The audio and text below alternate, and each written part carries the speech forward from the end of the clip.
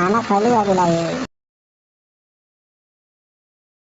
पूरा खाना खैला था कि ना खैला था हुआ